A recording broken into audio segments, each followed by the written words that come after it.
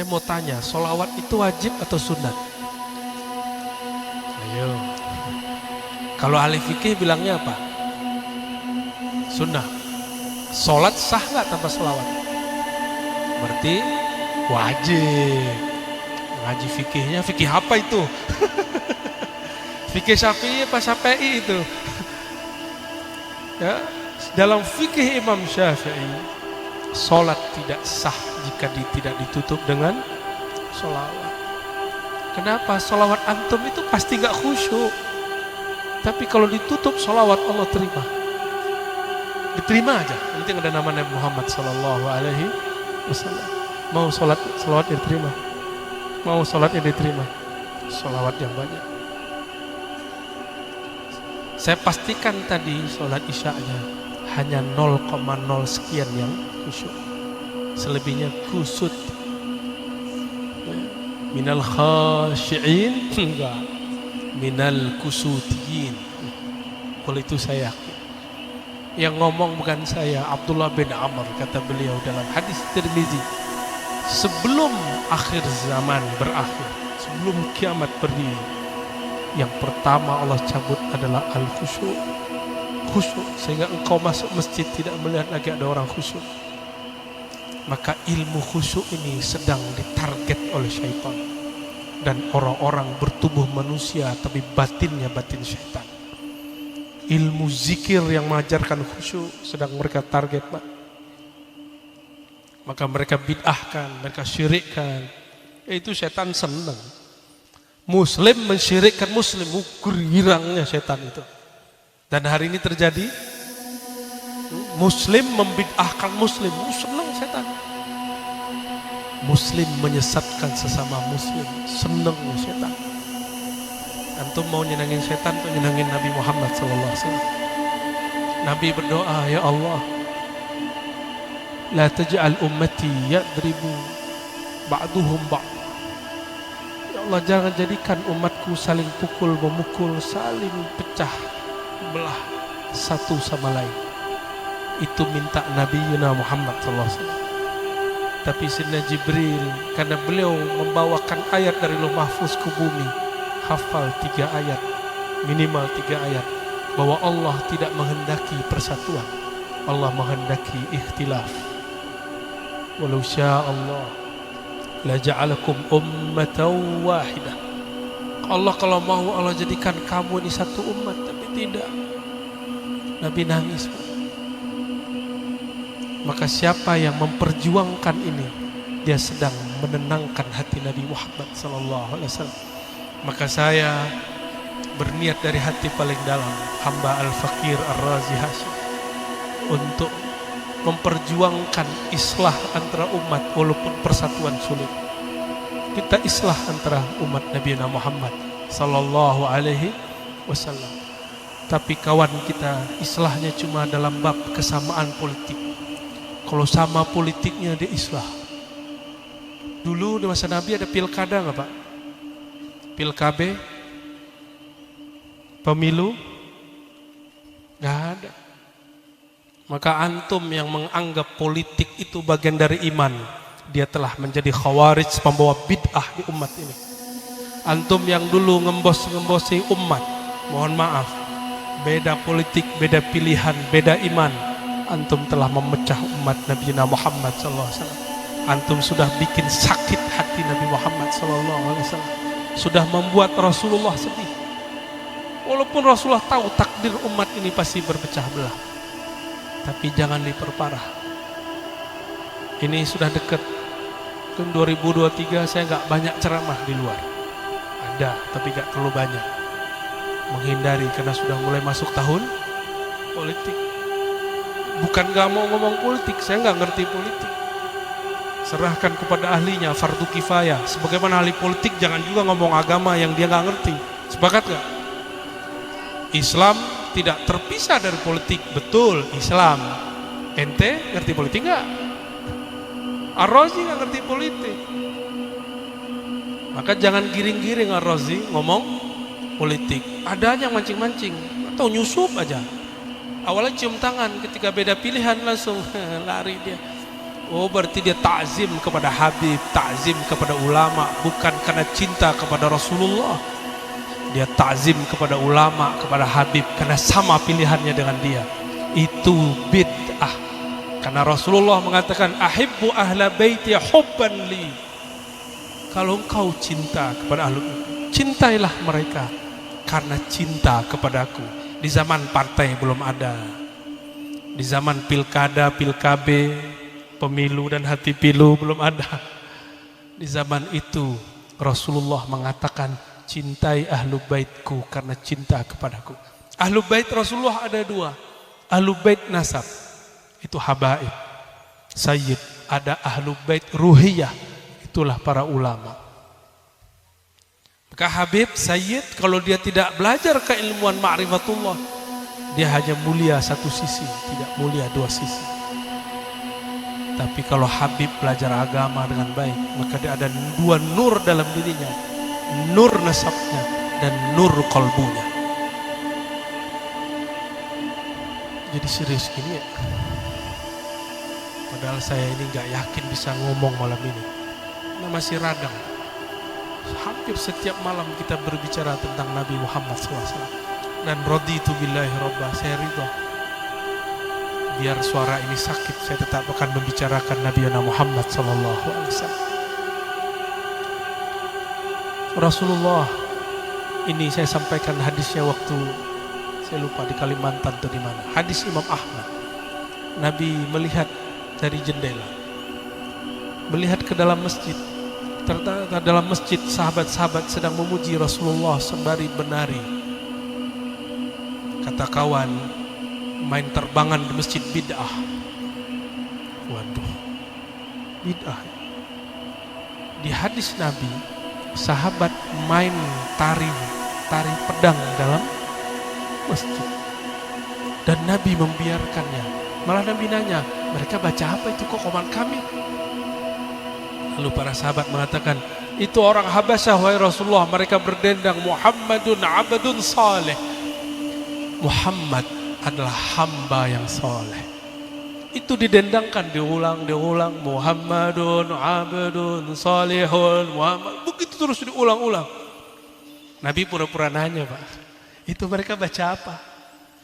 Nabi ngomong, hai bid'ah lu, kullu bid'atin dalalah, kullu bid'atin. Gak ada begitu Rasulullah SAW. Gak ada begitu. Kalau Nabi dakwah begitu, gak mungkin orang Madinah terima Rasulullah SAW. Maka siapapun yang sedang berhijrah mengislah dirinya, saya yakin antum punya cara mencintai Rasulullah. Udahlah, gak usah ikut maulid kayak kita nih yang ahli bid'ah ini, ya gak? Ya udah, antum ambil aja akhlak karimah Rasulullah Sallallahu Alaihi Wasallam. Ya. Tuh kan jadi ngomong bid'ah. Ada yang seneng kayak ini. Ada yang terbantu ya. Aneh nggak bantu antum kok. Bantu dong. Rasulullah Sallallahu Alaihi Wasallam bawa risalah syariat itu adalah rukhsah, keringanan. Jadi bukan itu beban. Jadi tar malam, bukan tar malam ya, tar subuh lah ya. Subuh jangan lagi beban. Itu hadiah dari Allah Subhanahu wa taala. Nanti ini mau kasih tahu nggak masa depan. Ini bukan ramalan ini. Ini setelah kematian. Setelah kematian masuk alam mahsyar, itu ada sekelompok orang terlihat di ufuk bagian sana, diikat pakai tali, lalu dipaksa dibawa oleh malaikat rahmat. Bertanyalah Rasulullah, itu siapa ya Allah? Itu umatmu yang dulu dipaksa sholat, dipaksa masuk surga. Jadi mereka bingung, kita mau dibawa kemana nih malaikat rahmat? Kok malaikat kasar amat sih? Malaikatnya senyum aja, udah tenang, diam, uskut ente. Dibawa, tahu-tahu sudah antri depan pintu surga. Maka sholat yang dikatakan wajib itu bukan untuk kita, bukan untuk Allah juga. Bukan untuk di sini maksudnya. tapi untuk nasib di, maka jangan jadikan amalan-amalan akhirat untuk sekedar keperluan duniawi. Apa kata Nabi maklum kepada Rasulullah? Inni khabbatu da'wati. Aku menyimpan doaku. Nabi Adam simpan enggak doanya? Enggak. Nabi Nuh pakai doa yang disebut Al-Ismul A'zam. Diangkat doa, turunlah hujan, tidak berhenti berhari-hari. Hancurlah orang-orang yang tenggelam, matilah semua orang kecuali yang naik kapalnya. Nabi Nuh mengatakan, ya Allah, ini umatku 950 tahun aku berdakwah, mereka cuek aja, malah dieein ininya, kapalnya. Gimana kira-kira Ustaz? Kalau masjid, musola, pesantren kita dieein orang, kita bakar kali rumahnya ya. Nabi Nuh 900 tahun lebih gak pernah bakar siapapun. Justru sebaliknya, mereka kasih air. Tapi kebanyakan airnya air hujan. Apa kata beliau? Ya Allah, jika mereka punya keturunan pasti kafir. Disinilah Nabi Nuh kena. 2 kenanya. Untuk seorang mukmin itu biasa, enggak dosa. Tapi untuk seorang nabi ini menunjukkan tidak sempurnanya kenabian para nabi kecuali Nabi Muhammad sallallahu alaihi wasallam. Coba lihat Nabi Muhammad waktu dilempar lebih dahsyat. Nabi Nuh hanya dilempar kapalnya. Nabi Muhammad dilempar mukanya, wajahnya. Mengalirlah darah. Disitulah Abu Bakar Siddiq radhiyallahu ta'ala anhu tidak tahan memandang Rasulullah sallallahu alaihi wasallam berlumuran darah. Maka beliau menjadi tameng Rasulullah sallallahu alaihi wasallam. Ketika ada kerikil tajam kena kepala Abu Bakar. Itu Abu Bakar kalau antum cek jidatnya sudah enggak ada, enggak datar. Tubuhnya sudah patah-patah. Udah bengkak bagian rusuknya, lengkap sudah. Abu Bakar jadi tameng Rasulullah sallallahu alaihi wasallam. Tiba-tiba datang malaikat Jibril mengatakan, ya Muhammad, maukah kamu kami gulung ini Taif? Apa jawaban Nabi? Hasbunallah wa ni'mal wakil. Cukuplah Allah. Tapi dia berhenti di situ. Itu zikir Nabi Ibrahim. Beliau mengatakan, wahai sahabatku Jibril, lihat makomnya Nabi Muhammad beda dengan Sayyidina Jibril, beda dengan Nabi Nuh. Fa innahum la ya'lamun. Mereka enggak ngerti maksudku. Jadi Nabi ini enggak ngamuk-ngamuk kalau orang enggak paham kalamnya. Enggak gebrak-gebrak meja, enggak ngebom. Kenapa? Beliau paham, orang itu tidak paham. Kata orang Jawa, yang waras ngalah. Bahasa Jawanya apa? Kata orang Banten apa? Nu cager ngeleh. Gitu ya. Enggak bisa ngulang kan ya. Harus kursus dulu nih ya. Antum coba lihat makom Jibril. Jibril punya sayap. Sayapnya cukup begini. Langsung ketutup Taif. Kalau kita gimana kira-kira? Jibril, turun. Hancurin tuh yang bidahin aneh gitu ya. Itu sama aja antum. Jangan gitu. Gak usah begitu sama orang. Mereka belum paham kita. Mereka salah paham terhadap kita. Maka kita gak perlu salah paham kepada mereka. Itu sebabnya saya sudah tidak mau digelari singa Ahlus Sunnah. Kalau singa ngaum-ngaum terus. Cukup katakan Ar-Razi Al-Fakir, orang hina yang ingin mengkhidmahkan dirinya untuk Ahlus Sunnah. Udah gak mau jidal-jidal lagi kecuali dipancing ya. Kalau terpancing juga. Kalau gak terpancing juga aman-aman aja tuh dunia ya. Seumur-umur dakwah sesekali aja terpancing. Karena dia merendahkan Rasulullah, saya baru naik suaranya. Kalau Ar-Razi direndahkan, saya terima. Coba antum melihat. Kalau yang melihat perjalanan dakwah saya dihina, saya diam aja. Sekali aja marah ya. Itu pun marahnya pakai bahasa kiasan. Nggak ada. Saya lagi belajar mengikuti akhlak Nabi Muhammad SAW. Mungkin Ar-Razi belum berhasil dulu, semoga ke depan lebih berhasil lagi. Semoga yang hadir juga berhasil, amin. Kalau begitu ntar mungkin tengkar gak sama bininya sama lakinya? Nggak mungkin kalau Nur Muhammad sudah berdiri di dalam kolbu, nggak mungkin. Ngalah paling, ngalah aja. Karena orang ngalah itu Nur Muhammadnya terang. Nur Muhammadnya terang. Siapa yang ngajarin ngalah? Nabi Muhammad SAW. Ngalah untuk menang. Karena orang yang ngalah itu kekuatannya banyak. Orang yang suka marah-marah, energinya habis sebelum saatnya berjuang. Imam Mahdinya belum nongol kok. Ya, antum udah pengen perang aja ya. Tenang ya. Kita ini nggak ada yang takut jihad. Kita ini semua ingin jihad mati fisabilillah. Kalau ada perang fisabilillah hari ini, saya yang paling pertama maju insya Allah. Tapi yang sesuai dengan hukum syariat. Bukan hukum syahwat. Pengen menikahi 72 bidadari, itu hukum syahwat namanya. Kita percaya hadis itu, tapi bukan begitu caranya. Ya. Allahumma sholli ala Muhammad. Kita tadi lagi bahas apa? Yang bahasa Sunda tadi apa? Sing waras, nutager, ngeleh. Ya, bisa juga kan? Nabi Muhammad, lihat makom Sayyidina Jibril. Coba ini bisik-bisik kita sesama manusia. Ternyata malaikat itu suka emosi. Tuh, enggak. Semoga mereka nggak denger ya.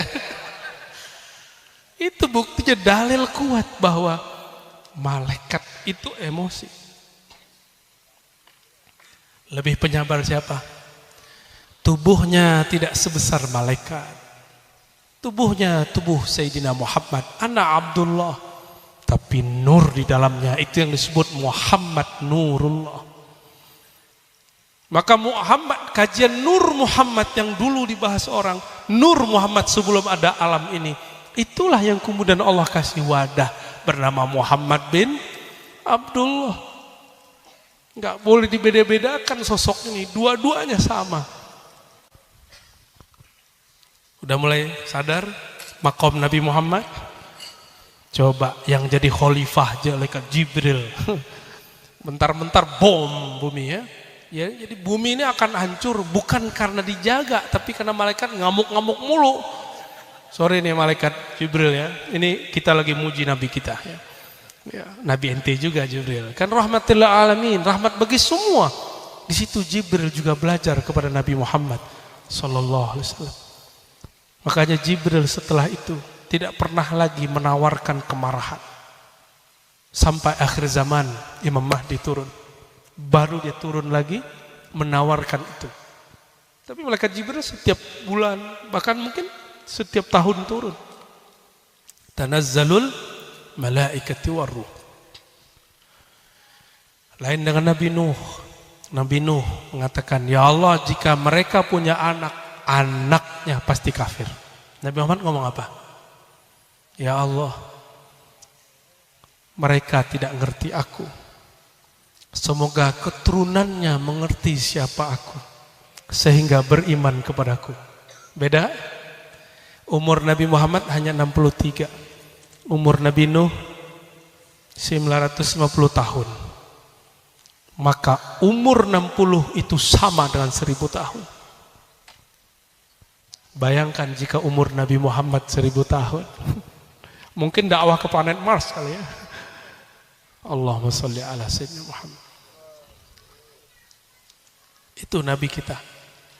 Maka siapapun yang cinta kepadanya, ambil akhlak ini, itu yang disebut tadi uswatun. Antum mungkin gak sanggup ngambil sholatnya, udah ambil uswatun hasanahnya. Dia sebagai Rasulullah, orang yang berakhlak. Berarti Nabi Nuh ini ditulis di Quran seorang nabi. Nabi gak berdosa, benar gak? Dan Nabi gak salah. Dan ditulis dalam surat Nuh bahwa beliau mendoakan umatnya. Berarti itu boleh toh? Boleh gak tuh? Boleh, kan ada di Quran. Ada di Quran bahwa Nabi melakukannya. Mungkinkah Nabi melakukan sesuatu yang tidak boleh? Mungkin nggak? Nggak mungkin. Berarti itu boleh dan itu normal. Kalau udah kesel, keluarlah kutuk-kutuk sumpah serapah. Ada seorang wali makan di rumah makan, diejek sama yang punya. Kesel dia. Sial kalian, kebakar itu rumah makan. Tapi si wali nyesel kemudian. Ya Allah, kenapa aku berbicara seperti itu? Itu baru Nur Muhammad ada dalam kolbunya. Tes keramat namanya itu. Ya. Tapi kalau antum yang ngomong kayaknya nggak laku deh. Kita nggak dihargai dikit, tersinggung. Ar-Razi masih begitu Pak. Maka saya malu. Saya ulang-ulang cerita ini supaya ini menjadi akhlak kita semua. Apalagi yang berbicara ini. Nabi Muhammad sallallahu alaihi wasallam. Ketika beliau mengatakan, ya Allah, mereka tidak ngerti siapa aku. Berarti Nabi Muhammad itu tidak pernah menempati, menghukumi orang seperti dirinya. Nabi selalu membawakan perasaan dirinya ke orang lain. Oh, itu yang dia rasakannya. Kita enggak ya? Wajar kita bukan Nabi Muhammad ya. Sallallahu alaihi wasallam. Laqad kana lakum fi Rasulillahi uswatun hasanah.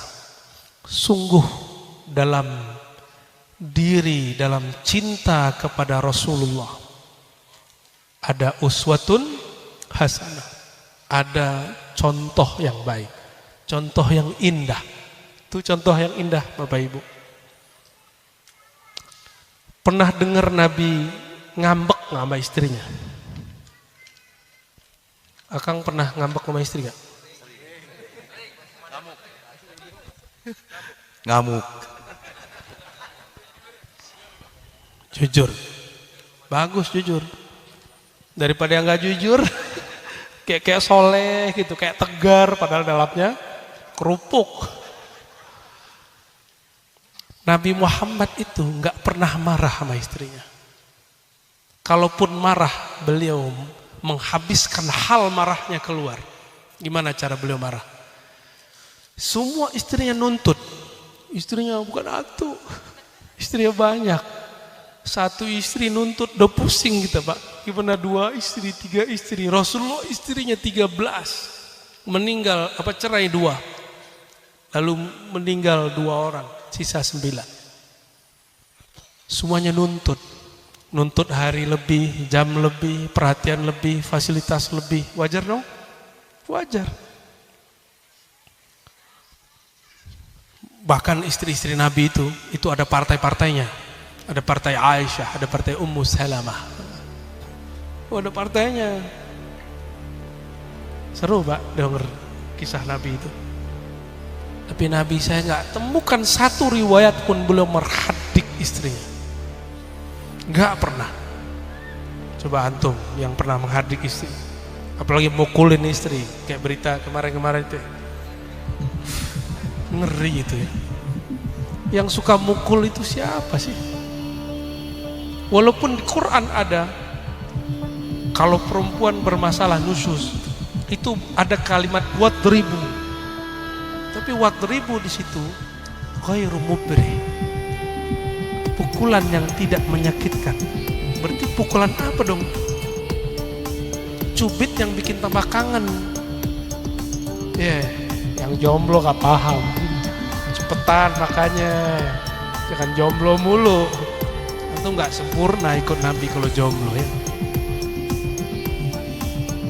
Nabi ketika semua istrinya nuntut begitu, ditambah 2, Sayyidatuna Aisyah paling tinggi cemburunya, dan yang kedua Hafsah. Wajar. Bapaknya Sayyidatuna Aisyah siapa? Abu Bakar. Bapaknya Hafsah siapa? Umar. Wajar dong. Jawara semua tuh, berkelas. Saya nggak bisa pikirkan itu gimana posisi mereka. Tiba-tiba Nabi kemudian agak kesel. Tapi keselnya Nabi nggak kayak kita. Kalau mungkin masih ada yang banting-banting kepala, plong. Nggak mau nyakitin bini, nyakitin kepala.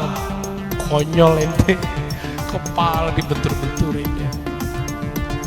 Ada juga yang pintu hancur, ada yang piring. Wajar, itu normal. Tapi ini bukan pembenaran loh ya. Ini bukan pembenaran. Kan kita lagi baca ayat, laqad kana lakum fi rasulillah uswatun hasanah. Gimana cara Nabi ngambek? Antum kalau lagi marah, jangan sekamar dulu. Pindah kamar. Jangan jawab kata-kata orang lagi marah. Diam aja. Kalau nggak bisa meluk dia, nyium dia, udah. Ya, pindah kamar. Jangan usir dia, orang lagi marah. Kita yang keluar. Kalau kita nggak bisa menenangkan, kita yang keluar. Nabi sudah nggak bisa pindah kamar, maka Nabi pindah rumah. Disebut ila, beliau kemudian bersumpah, ya sudah, saya nggak akan datang kepada kalian sebulan lamanya. Tuh, sebulan namanya ila. Ntar jangan dicobain kan. Ya, itu Nabi. Ya. Kalau antum kata istri, ntar gue cari yang baru aja deh.